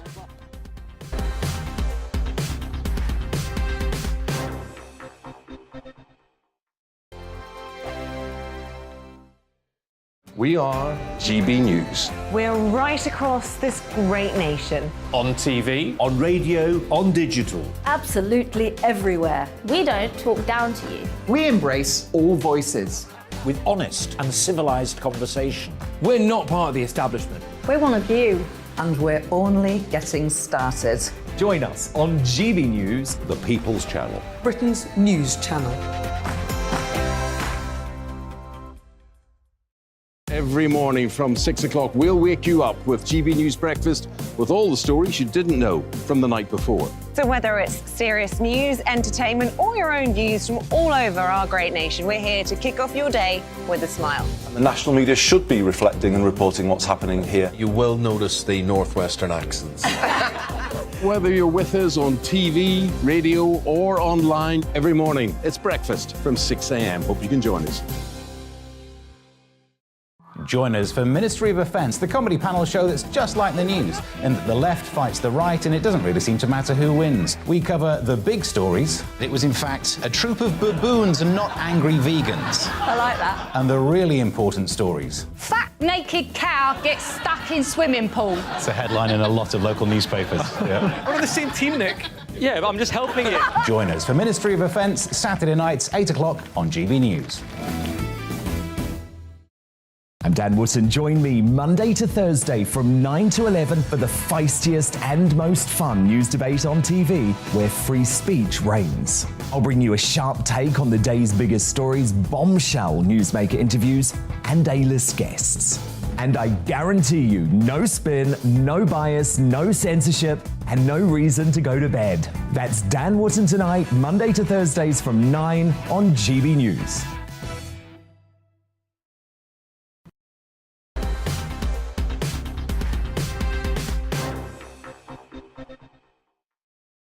£5. French police have been criticised for firing pepper spray, tear gas at some Liverpool fans outside the stadium before the Champions League final on Saturday in Paris. The Labour MP for Liverpool West Derby attended the match, said he hadn't witnessed scenes like it since Hillsborough in '89. The UK's Culture Secretary, Nadine Dorries, described the police response in Paris as deeply concerning, has urged an inquiry. The French sports minister has blamed a, quote, mass gathering of supporters on fake tickets for the chaos at the stadium. David Chazan is a freelance reporter in Paris. David, welcome to you. What did you make of events on Saturday? Well, it was clearly chaos, and the question is, who was to blame? Now, I wasn't there personally, but I've spoken to several colleagues, sports journalists, both Brits and French reporters who were there, and all of them are casting doubt on the official version of events that was put forward by the French Interior Minister and the Sports Minister, who were seeking to blame Liverpool fans, who they said had arrived in too large numbers, and the French Interior Minister said that up to 40,000 Liverpool fans arrived there with counterfeit tickets. Now, that number's been questioned both by French experts and by British. And to give you some idea of some of the flack that the French government is taking over the handling of this incident, this is the front page of today's Figaro, which is a conservative daily newspaper. It's got an editorial here at the bottom of the front page. The headline reads, "Eyes Wide Shut," and it's very scathing and sarcastic about the government's attempts to blame the British fans, saying that there was clearly a failure of policing here. And many French reporters and French members of the French public are also extremely sceptical about this claim about the widespread use of fake tickets. I mean, if that's true, it means there was an industrial-scale mafia operating.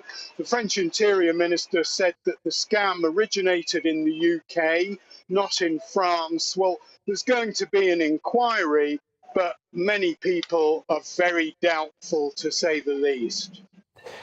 David, as you're talking, and apologies to our listeners on radio, we were just looking at pictures of the riot police firing off tear gas, and in a sense there are two stories here. It seems to me there's the sort of shades of Hillsborough, people being pressed up against railings, and you can see why a Liverpool MP and others are very upset about that.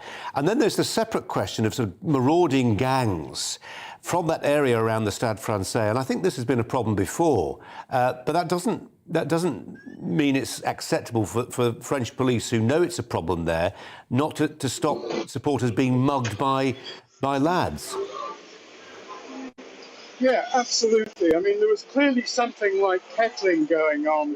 People who were at the match said that they were forced into an underpass that was partly blocked by 2 police vans. That caused people to go into a crush.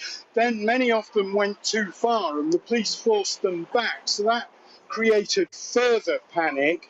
At the same time, you had teenagers from the local area. This is one of the poorest areas in the country, and they took the opportunity to mug some British fans, steal their phones, steal their tickets. And so the police tried to respond to this by firing tear gas, which is fairly standard procedure when the French police are faced with a crowd control situation.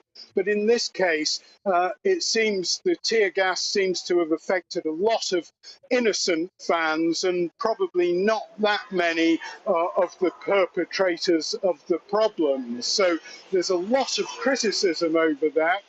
In a press conference just this afternoon, the French Interior Minister stuck to his guns, defended the police, and said that if it hadn't been for the police action, people could have been killed or seriously injured, which was not the case. David Chazan, appreciate your time. Thanks very much indeed. Coming up, we're going to be debating this one. Graduates from the world's leading universities will be eligible for visas to work in Britain under new post-Brexit immigration rules. The decision comes days after figures revealed the number of visas handed out to foreign nationals to work in the UK rose by more than a third. We're asking, is the amount of immigration to the UK legally too high? First, the latest news headlines with Polly.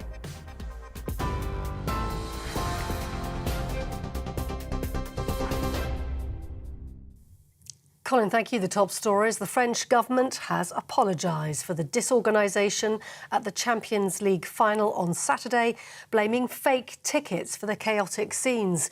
Skirmishes outside the stadium led to English fans being pepper sprayed and even tear gassed by French police. Authorities say more than half of the 29 people arrested are British citizens. Boris Johnson has urged UEFA to launch a formal investigation into what went wrong.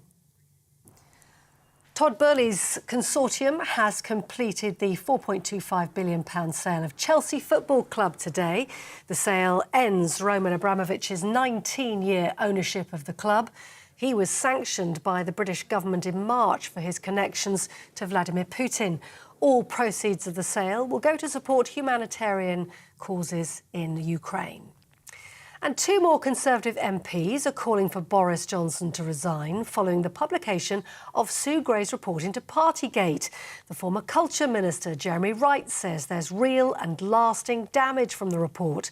And MP for Carshalton and Wallington, Elliot Colburn, has handed in his letter of no confidence in the Prime Minister's leadership.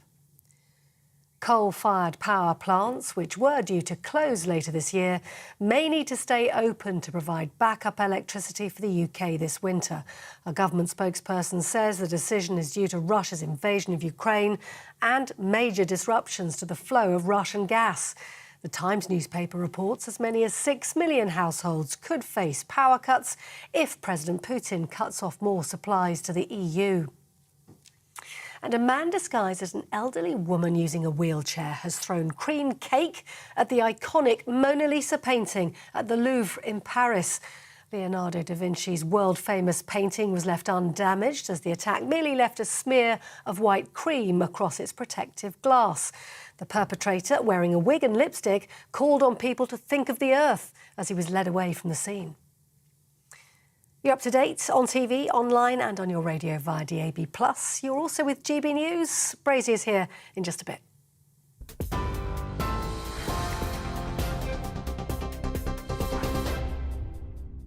Direct Bullion sponsors the Finance Report on GB News for gold and silver investment.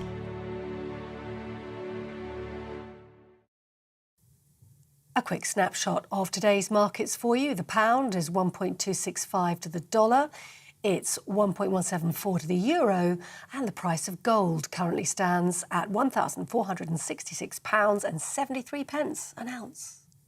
Direct Bullion sponsors the Finance Report on GB News for gold and silver investment. We are GB News. We're right across this great nation. On TV. On radio, on digital. Absolutely everywhere. We don't talk down to you. We embrace all voices. with honest and civilised conversation. We're not part of the establishment. We're one of you. And we're only getting started. Join us on GB News, the People's Channel, Britain's news channel. Every morning from 6 o'clock, we'll wake you up with GB News Breakfast with all the stories you didn't know from the night before. So whether it's serious news, entertainment, or your own views from all over our great nation, we're here to kick off your day with a smile. The national media should be reflecting and reporting what's happening here. You will notice the northwestern accents. Whether you're with us on TV, radio, or online, every morning, it's breakfast from 6 a.m. Hope you can join us. Join us for Ministry of Offence, the comedy panel show that's just like the news, in that the left fights the right and it doesn't really seem to matter who wins. We cover the big stories. It was in fact a troop of baboons and not angry vegans. I like that. And the really important stories. Fat naked cow gets stuck in swimming pool. It's a headline in a lot of local newspapers. Yeah. We're on the same team, Nick. Yeah, but I'm just helping you. Join us for Ministry of Offence, Saturday nights, 8 o'clock on GB News. I'm Dan Wootton. Join me Monday to Thursday from 9 to 11 for the feistiest and most fun news debate on TV, where free speech reigns. I'll bring you a sharp take on the day's biggest stories, bombshell newsmaker interviews, and A-list guests. And I guarantee you, no spin, no bias, no censorship, and no reason to go to bed. That's Dan Wootton tonight, Monday to Thursdays from 9 on GB News.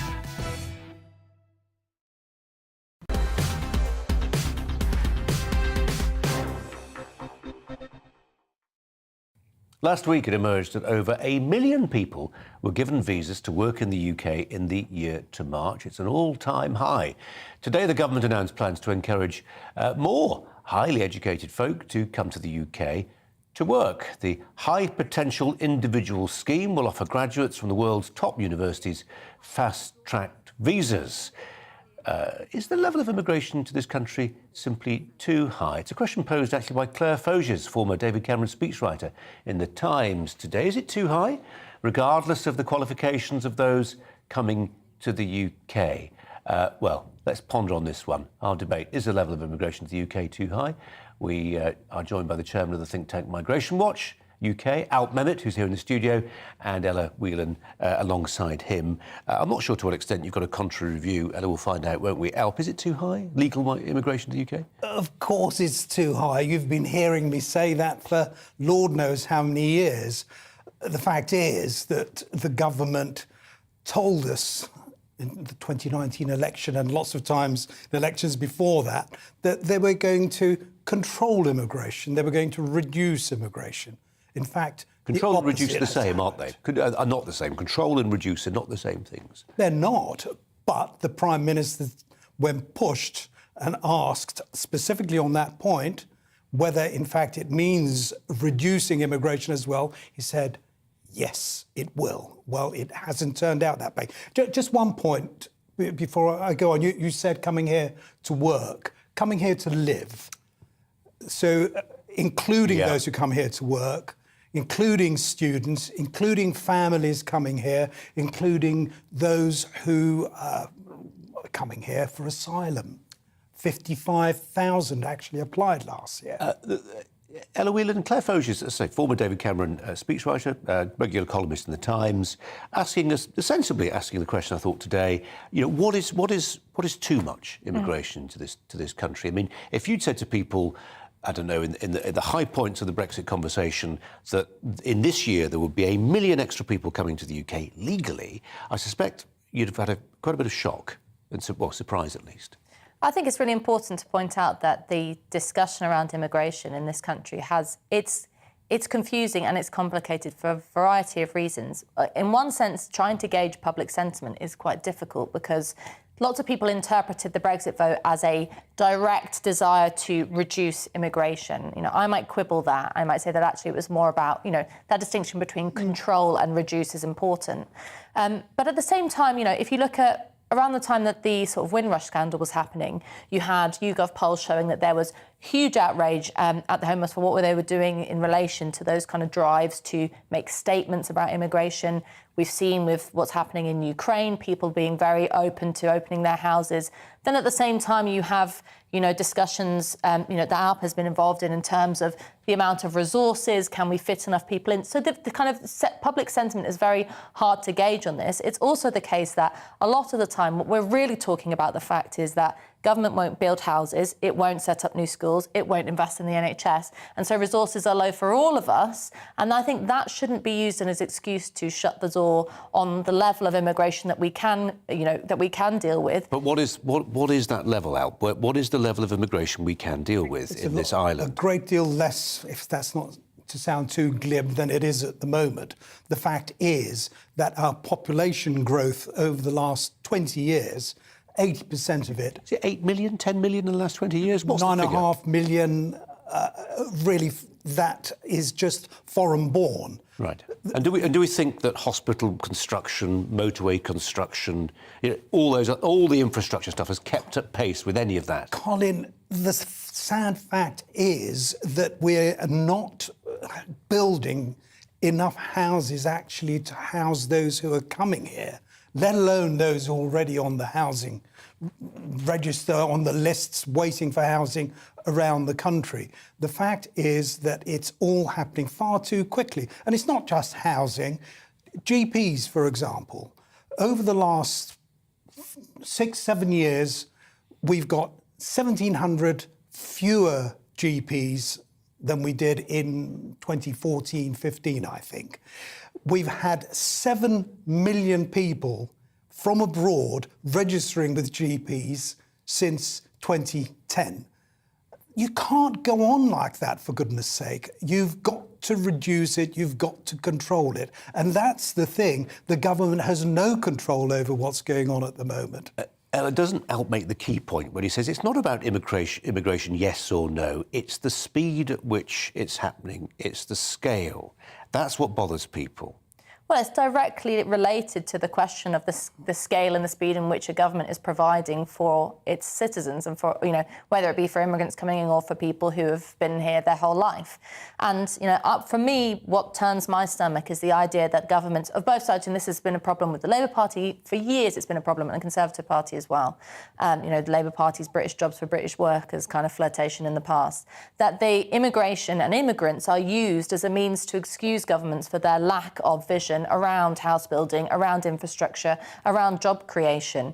We've got this weird thing at the moment where Priti Patel is trying to make hay and make a kind of name for herself out of saying, we're going to get people here who have PhDs. I can tell you a lot of PhDs are not worth the paper they're written on. And the idea that that's a kind of really great thing, at the same time as then the government wringing their hands and saying, we've got no HGV workers, we've got no one to pick fruit, we've got no one to, man planes at airports and security desks. So you end up having this kind of discussion of good refugees, good immigrants, bad immigrants. And it all feels incredibly instrumental when really we sort of have a common enemy, or at least a common kind of place to blame, which is that all of us could be doing with putting a bit more pressure on a government saying, come up with the goods. If you take something like the Rwanda policy, Rwanda in terms of its population density is far more densely populated than the UK. There's a lot there. Alp? Well, perhaps that's why they should be going to Rwanda, then, if there's a lot more space there. You could say that about Australia. The fact is... No, it's more densely populated. So there are a number of different issues here. One is illegal immigration, which is a separate subject, really. What we're talking about now are the people who are coming here ostensibly to become a part of this society and add to the wealth that we are all going to enjoy. At this sort of rate, not only does it put huge pressure on all of us, but it also means that there's no wealth being created. Productivity has pretty much been at the same level for the last 10, 15 years. Changed very little at all. It may be that GDP actually grows, but GDP per head has not changed at all. All we're doing is creating congestion, we're creating pressures in services, in the NHS, on housing. That's the sort of thing that is happening when immigration is too speedy, too quick and uncontrolled, which is what it is at the moment. Ella, do you not, maybe rejoice is too strong, do you not derive a bit of satisfaction from what may be happening in the jobs market at the moment, which is people, British cleaners, people working in agriculture, the tanker drivers, the bus drivers, are beginning to see their wages pushed up because they're not going into bat against people who maybe are just coming into the country for a couple of years, sharing accommodation with no great rootedness in this country, but actually a determination to save like crazy and buy a deposit on a flat somewhere else. I think the setting up a distinction between, that's why I find it so abhorrent, that kind of old Labour Party slogan, British jobs for British workers, setting up a distinction between a worker in Slough and a worker in Barcelona or somewhere or somewhere in Romania is, from my point of view politically, a false distinction, because a worker is a worker and, that old slogan, international workers unite. But there is also a key point, which is that in terms of the economy at the moment, Alp is absolutely right to bring up the point of production and the complete lack of any kind of innovative drive in the British economy at the moment. But the idea that can, the current sort of weird thing that we have with quite high employment and also a decent situation for lots of people in relation to wages would simply be, simply be explained by the fact that we haven't had international immigration. This is the old Remainer argument, frankly. There is a difference now between the Remainer... But I'm a leaver, Al. Well, I wasn't saying you were. There is a difference, frankly, between work for British workers and a Romanian worker, a Bulgarian worker, or an Indian worker, for that matter. And it's about time that the government started focusing on providing and paying enough, frankly.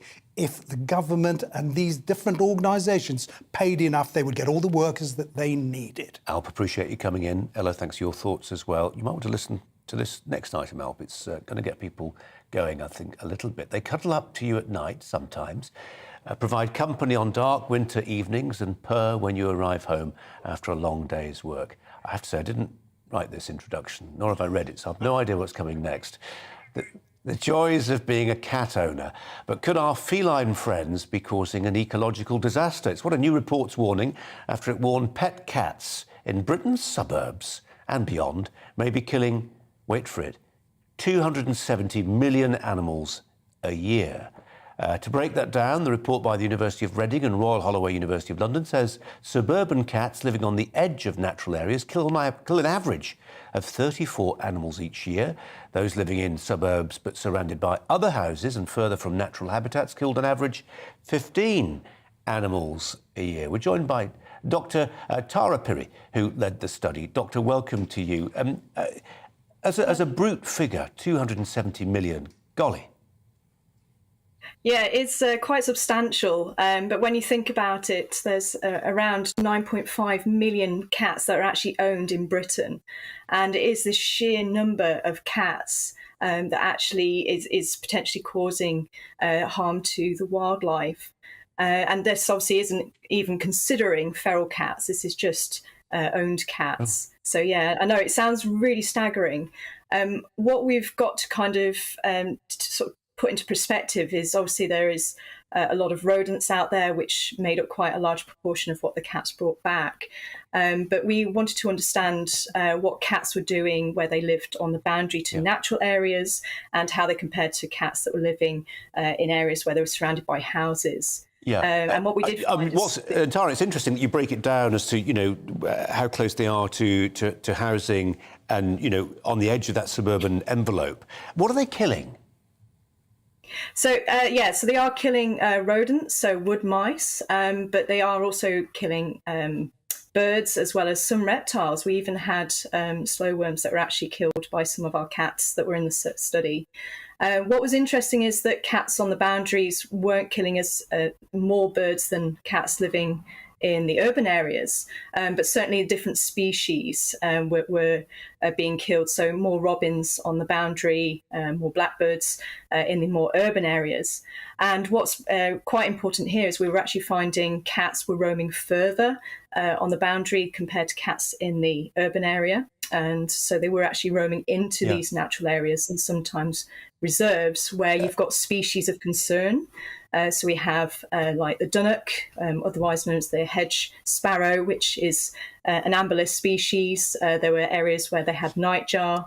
So even just the presence of cats in those areas could potentially have quite lethal impacts. Because Tara, you're a scientist looking at this. Or they could just be there and the birds are not wanting to eat because there's a predator there.